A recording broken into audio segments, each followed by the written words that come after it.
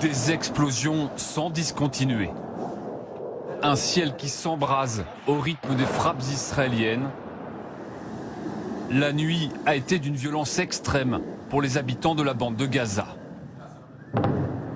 Au lever du jour, l'armée israélienne continue de bombarder minutieusement des immeubles qui sont liés au Hamas, d'après Israël. 200 bâtiments visés, ils s'écroulent un à un comme des châteaux de cartes.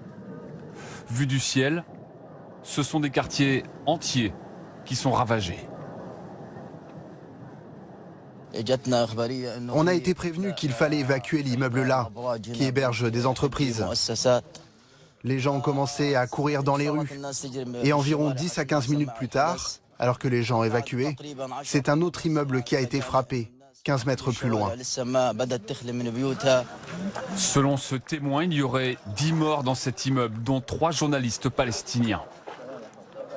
Beaucoup de blessés aussi arrivent à l'hôpital de Gaza, parmi lesquels des enfants. Le Hamas a prévenu qu'il y aurait des représailles parmi les otages israéliens qu'il détient. Nous déclarons que chaque frappe sur les habitants tués chez eux, sans avertissement préalable, sera malheureusement suivie de l'exécution d'un des otages civils que nous détenons. Et nous en diffuserons le son et les images. Depuis hier, la bande de Gaza est isolée plus que jamais.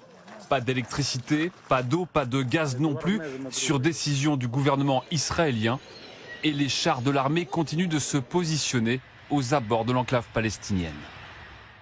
Bonjour Agnès Varamian, on vous retrouve sur place, envoyé spécial sur place. On sait que 300 000 militaires réservistes se massent en ce moment autour de Gaza. Une opération militaire semble imminente. Est-ce que vous avez des informations ?